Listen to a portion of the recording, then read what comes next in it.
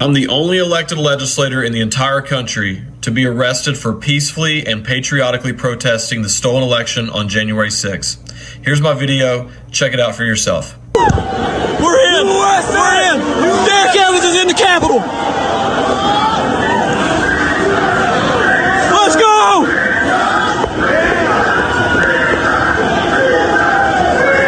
Hey! God bless you. Hey, God bless you, sir. Nobody get hurt. All right, we still respect you, all right? Nothing personal against you. Freedom! Freedom! Freedom! Freedom! Freedom! Welcome to Congress. Hey! You guys, sir. We're in. Oh my gosh! Hey! No destruction of anything. No vandalizing property. No vandalizing. Hey, no vandalizing. No vandalizing. All right. No vandalizing. Because of what you saw in that video, I was ultimately facing 24 years in prison. To make a long story short, I had an 18-month legal battle. I did 3 months in federal prison, and I did 8 days of solitary confinement because I refused the COVID vaccine while they were holding me hostage. All of that because the illegitimate Biden regime stole the election from President Trump and the American people, and I had the courage to exercise my natural, God-given rights of free speech to stand up and peacefully and patriotically protest the stolen election. On January 6th, and at the time of my arrest, I'd just been elected to the West Virginia State House. Obviously, I'm out of prison now. Instead of running for my old seat in the State House, I decided that I was going to run for U.S. Congress because I'm going to take this battle to their front door the same way they brought it to mine. Look, we're right now in a battle for the future of this country. This is not a time for weak politicians. This is not a time for patty cake politics. We need America First patriots, America First fighters who are willing to stand up and actually fight to save America. I look forward to pushing President Trump's America First policies in Congress, and I look forward to standing beside a President Trump on the national stage as we beat the drum of freedom, not only for my district here in West Virginia, but for every single God-fearing American conservative across this country. Thank you guys for taking the time to watch this video. Thank you for sharing it. God bless you guys, and God bless the United States of America.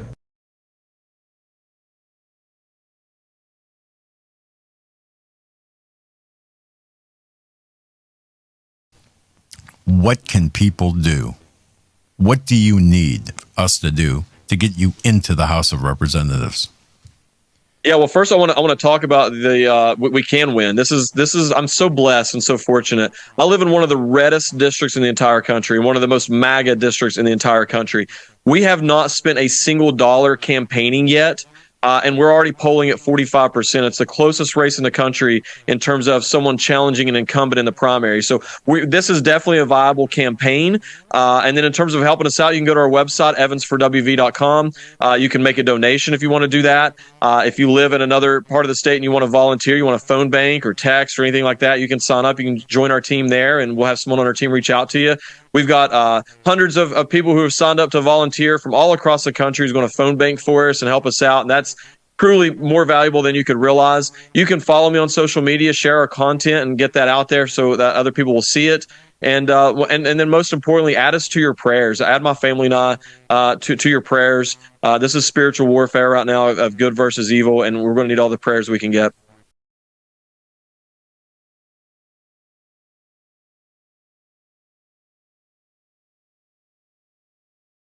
First of all, reassure me and the people out there.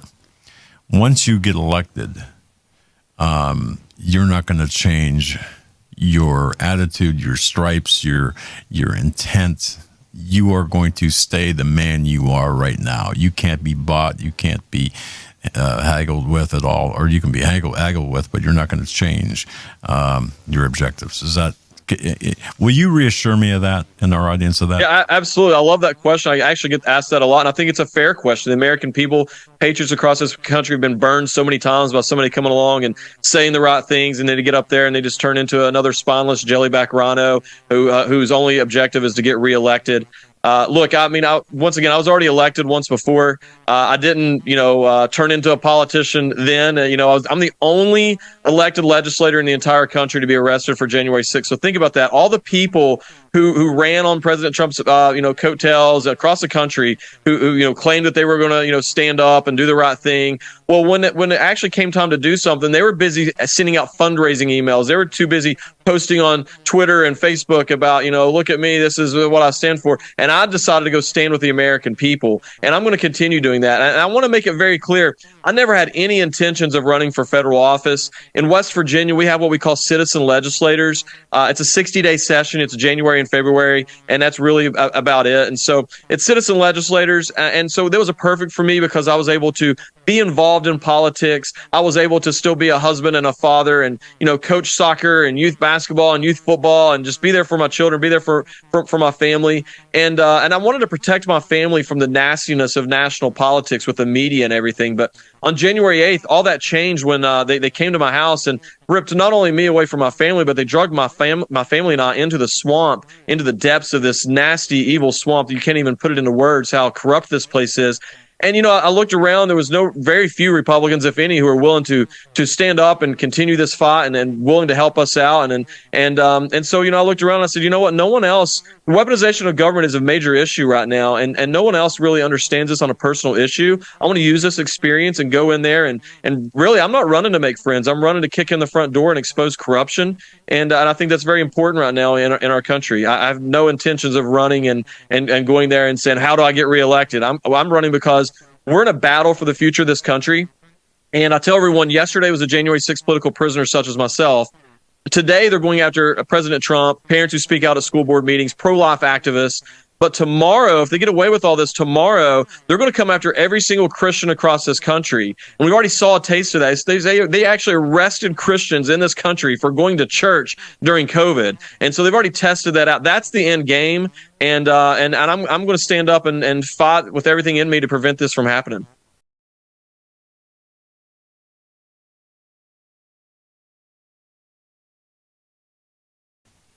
After January 6th, after you got back, presumably you got back to your home in West Virginia. What happened then?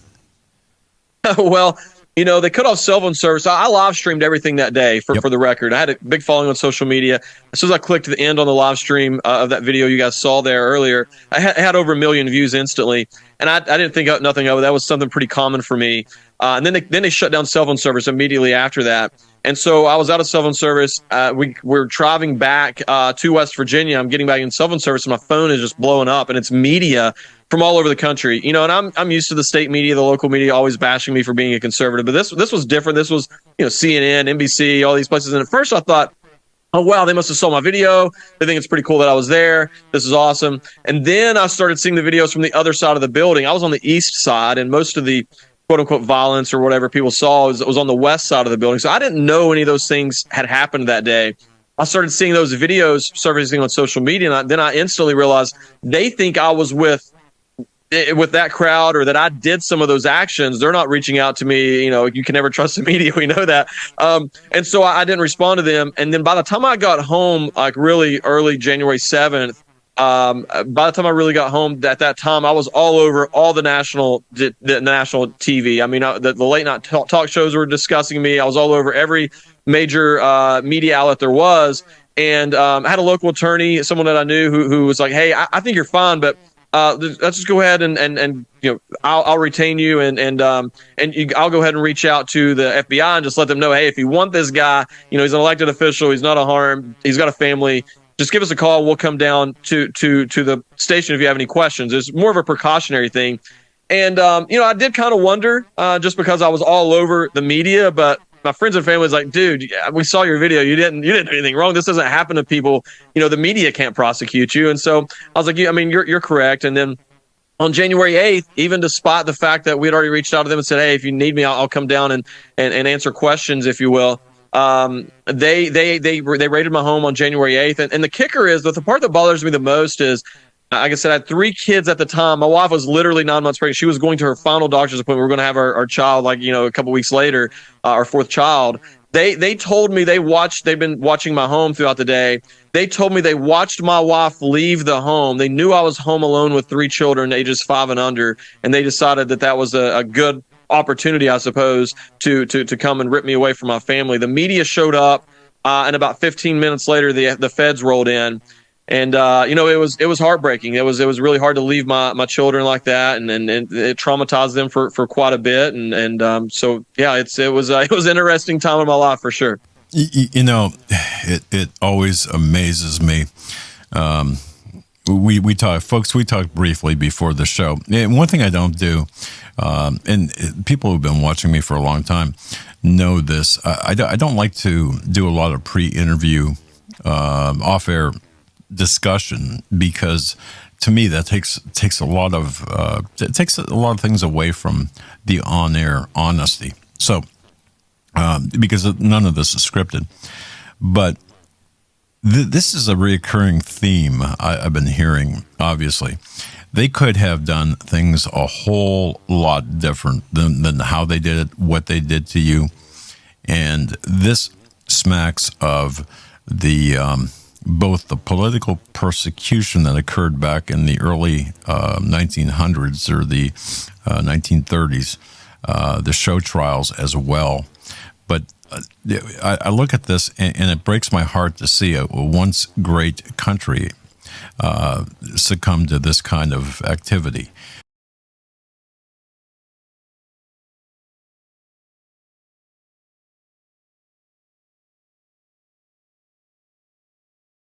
Folks, I ask you as a personal favor to me and this platform to remember the name Derek Evans, to remember and mark down the website evans4wv.com, and to support this young man, because we need him.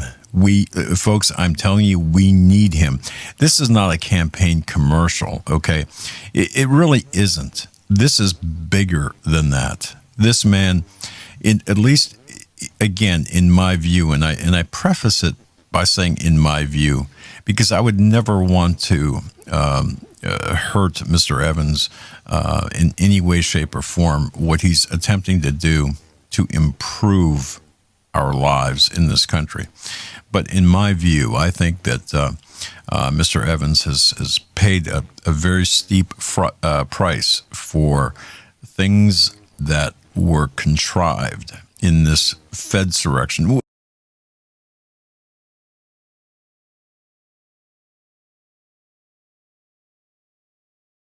I travel the country speaking and sharing my January 6th story and answering questions and warning people about the weaponization of government. And I'm so privileged and honored to be able to do that. But one of the things I always leave people when it comes to releasing the January 6th footage is, so myself and the other January 6th prisoners and family members, we want the footage released to the public. So when have you ever known a group of quote unquote criminals who are saying and begging, please release the footage of the crimes that we committed for the world to see that? But on the other hand, you have the government who is saying, these are terrible people, they're domestic terrorists, you can't watch it for yourselves, you just have to trust us and take our word for it. So that's the comparison that you have on each side of that. I would leave it to the American people to say which group is lying. Amen to that.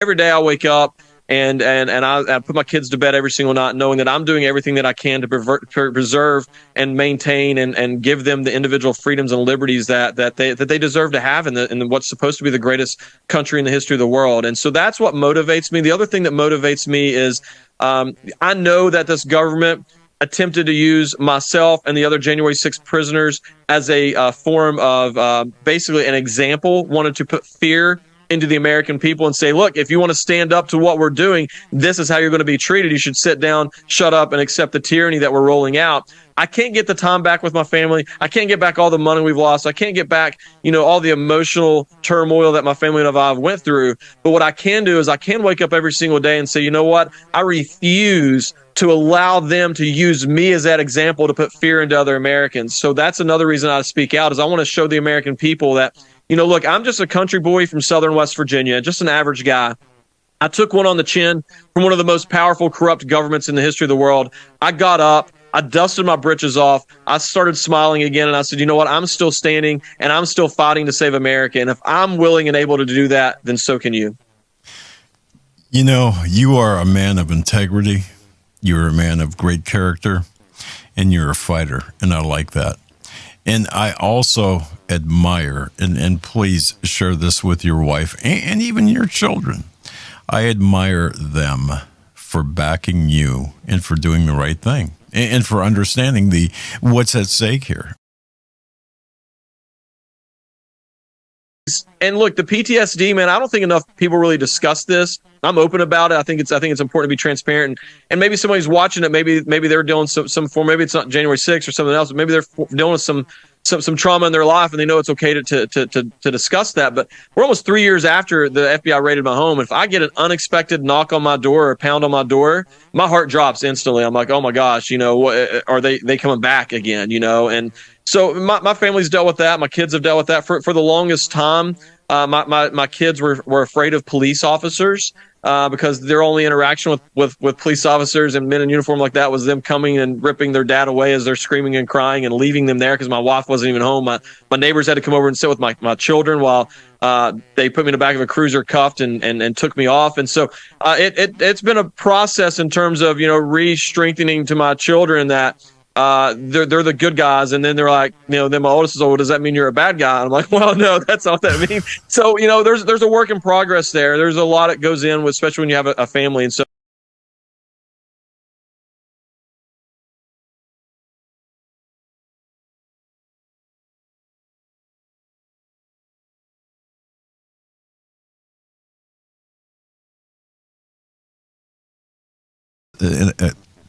When you are a member of Congress, and I say that with all of the prayerful authority I have, when you are a member of Congress, I guess I'm switching gears now. What are your plans? What do you plan on doing to the extent you can as a junior member of Congress? What's your agenda going to look like as a congressman? Well, first of all, I want to make it very clear that no matter what, I will never vote for anything that compromises the Constitution or goes against my Christian moral values and beliefs. I don't care how good it sounds or how well they sugarcoat it. If it goes against my Christianity or against the Constitution, I'm not going to support it. I said that the last time when I ran for state house, and I had people, bring up, the separation of church and state. And I said, that's fine. If you don't want to vote for me because of that, go vote for the other guy. I don't care. That is no compromise issues right there. I will never vote for anything that goes against those things. Obviously, we can talk about securing the border and unleashing American energy across this country right now that's being suppressed, which would also in turn help our economy and the inflation that we're experiencing right now. But I think one of the biggest things really is the border. We're being invaded right now. It's an invasion on the southern border. I think we need to send in the military, the National Guard, whoever, and treat this like the invasion that it really is. And so those are some easy things to talk about. I want to defund and abolish these three-letter agencies that have these unelected bureaucrats running our countries from behind the scenes right now. Our national debt is out of control. I think that I think that's a matter of national security. Securing our election obviously is a matter of national security. I'm endorsed by Mike Lindell, General Flynn, Veterans for Trump. So I'm proud of those endorsements. But look, there you go. You guys brought it up there.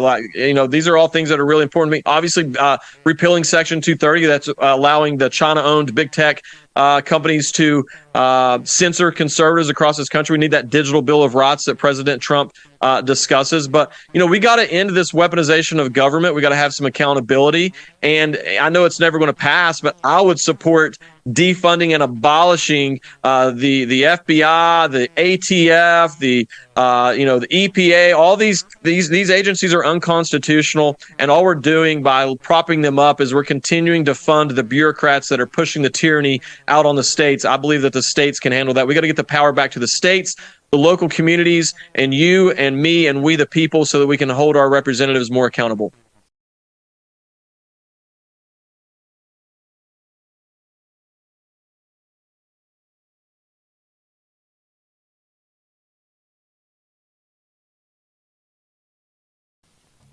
Well, first of all, people to other countries, I just want you to know that the American people, you're a patriot in another country and you're standing up to tyranny over there. You might feel that you're alone, but just know there's patriots over here in America who are watching, and we're standing with you, and we're in this fight with you. And I think that's important for people to know that. And I got that from Katie Hopkins over the weekend at the walkaway thing. You know, she made sure that the American people knew that there were patriots there in the UK who were standing with us, and it really hit home to me. And I want you guys to know, you know, in your small town or wherever you're at, and you go to these events sometimes and you're wondering, why are there not more people here? Why are there only 10, 15 people here involved? I don't want you to look around and think about it that way. I want you to look around and realize that there's 10 to 15 people in multiple rooms all across this country who believe the way that you do and are willing to stand up and fight for this country. There are a lot more people out there than what we realize. The other thing I want to leave you with is once again, to not be fearful. We are in a battle for the future of this country right now. I hear a lot of people saying, I'd love to speak out, but I don't want to be put on a list. Guess what? You have Rumble.